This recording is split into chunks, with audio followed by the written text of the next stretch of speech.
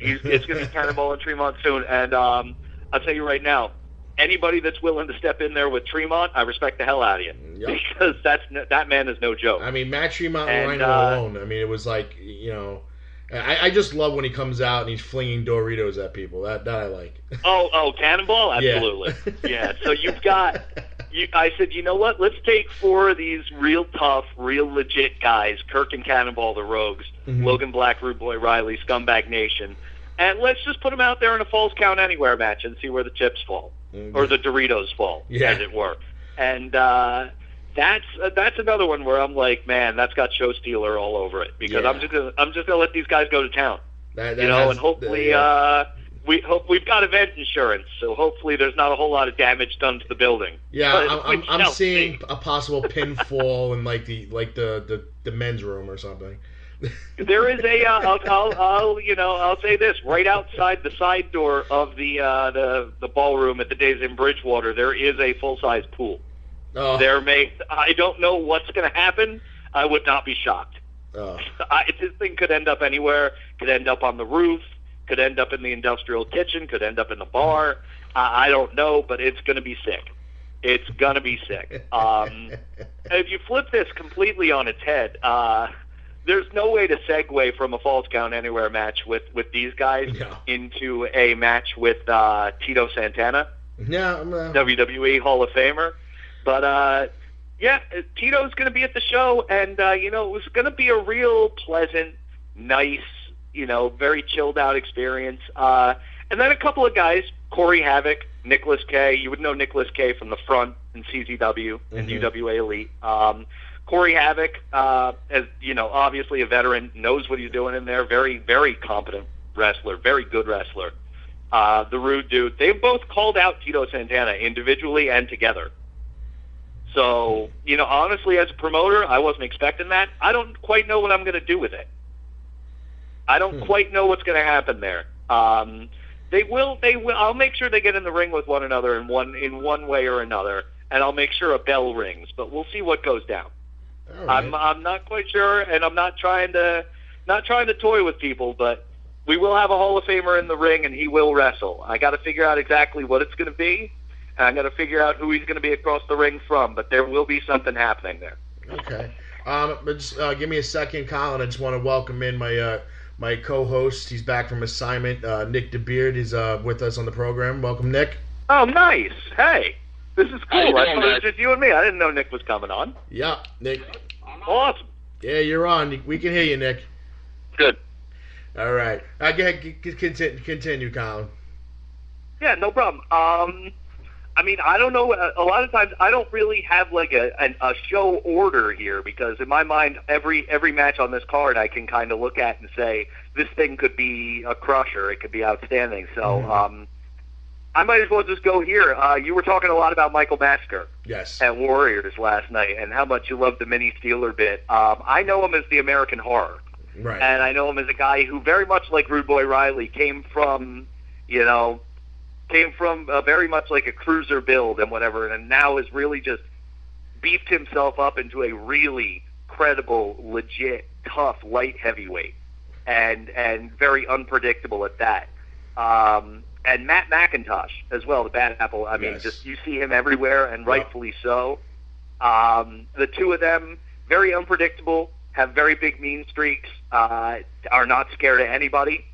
So, I needed a team to face, originally, to face the heavy hitters, which are Steve Monster Mac and Low Life Louis Ramos. And then, unfortunately, about a month ago, as we all know, Low Life Louis had to retire. Right. Which is, I mean, not a work for anybody who's, like I said, who's real jaded or skeptical.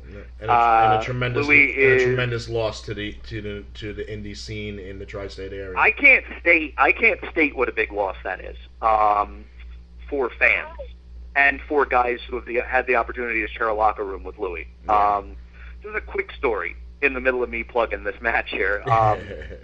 I at the beginning was just a commentator who nobody had ever heard of before.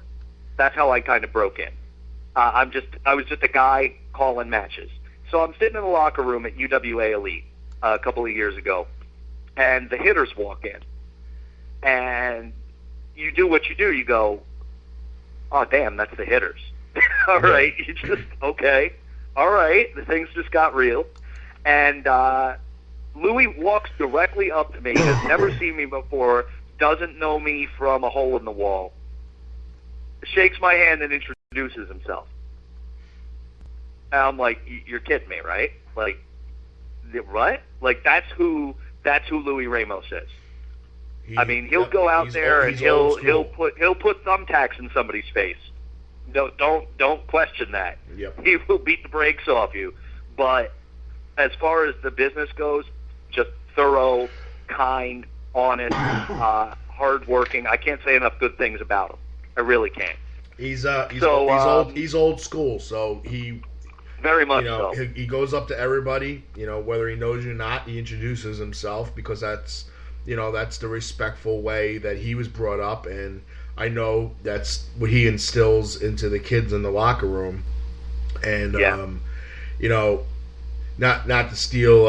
I mean, we got this whole segue thing going, but March 22nd on Damage 365 Radio will be Low Life Louie. And I'll be listening. You trust that. I will be listening because I will. When Louis Ramos or Steve Mack does something, I stop and I pay attention because these are guys who, if you've come up in New Jersey indie wrestling at all, I mean, I'm not saying that there's a Mount Rushmore because there's been a ton of guys who have been influential, but I mean, from the heavy hitters to the hit squad to, I mean, you look at Steve Mack, you look at Louis Ramos, you look at guys like that, and you just, it's respect. You bleed respect for these guys. Yep. So when Louis said to me, listen, Colin, I can't work the show, I said, yes, you can. Come be ringside. Come be involved. I'm not, there's no way that I'm going to sit here. There's no way that any promoter would sit here and say, well, you can't wrestle anymore? Well, I got no use for you.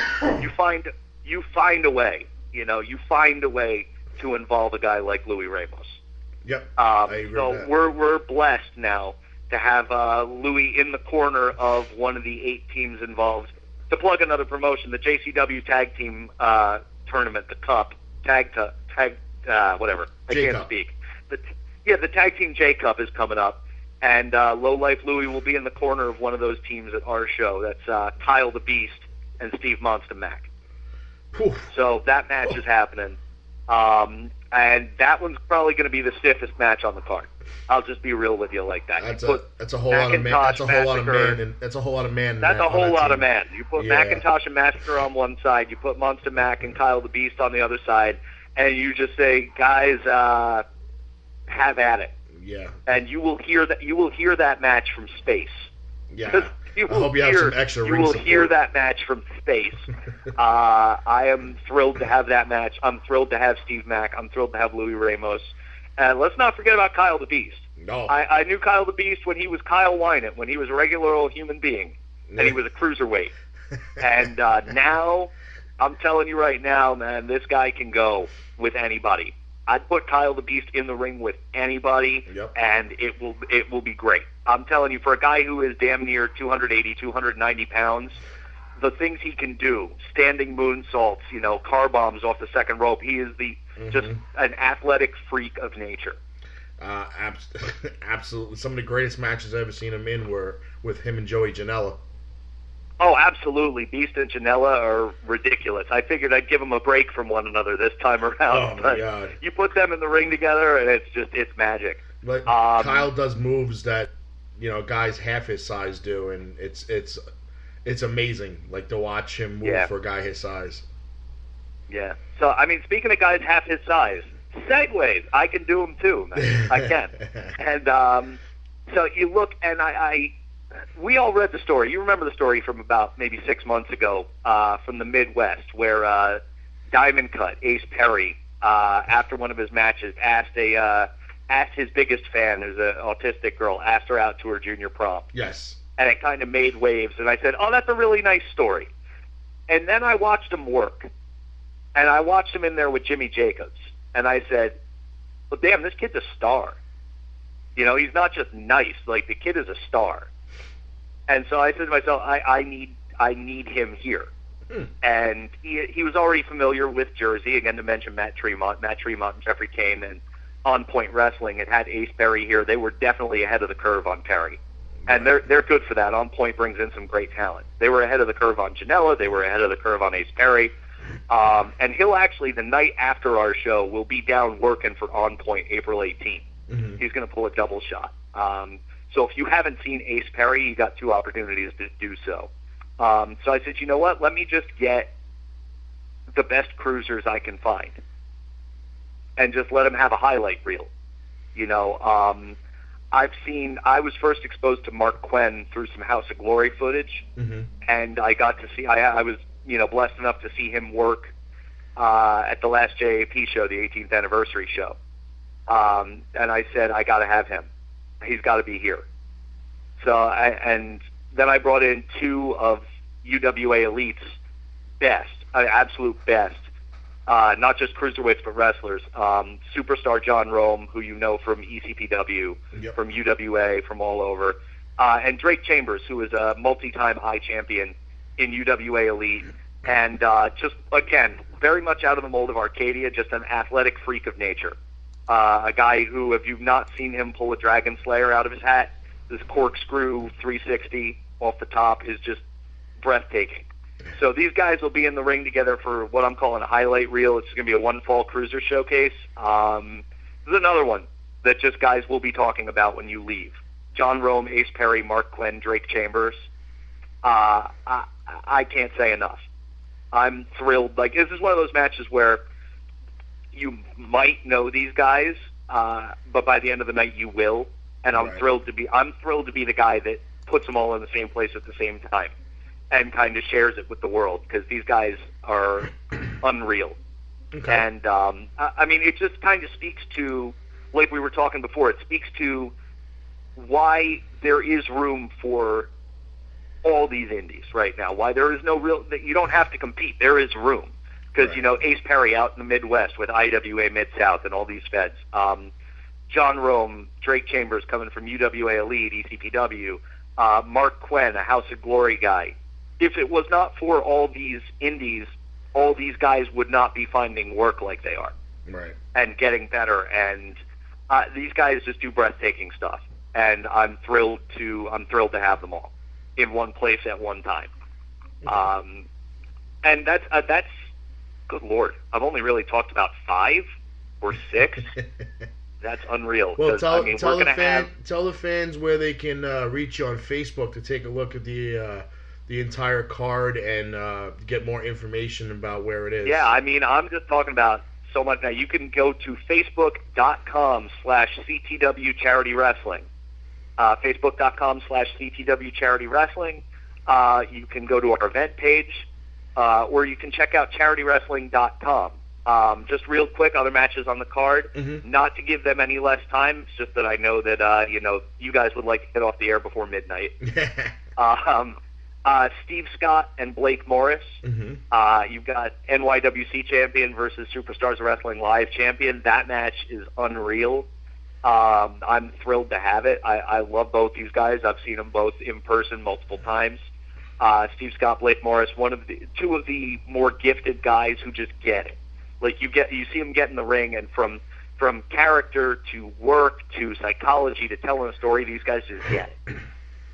And then we have a UWA Elite Championship match. I was kind of blessed enough to get the blessing of UWA Elite President Dave Swan to put their champ, Robbie Roller, in the ring with probably their most prominent star, Sean Damage McNellis. If you haven't seen these guys work, it's going to be a great opportunity to see the best of the best of a Fed that maybe some guys haven't seen before. A lot of you have, but a lot of you haven't. And we will have a UWA Elite Championship match on the card. Nice. And that pretty much, I mean, that covers everything we've got right now, which is enormous. Right now we have 9 matches. I'm thrilled. And you can get autographs signed by Superfly Jimmy Snuka. He'll be at the venue also. All right. I mean, that's... Yeah, I mean, I am. Cool. I got an embarrassment of riches here. I really do. I'm just kind of. I feel blessed that this many people are involved with the show, that this many people wanted to be involved with the show, and that we're doing it for a good thing, for a good cause. Cystic Fibrosis Foundation is a wonderful, wonderful cause. I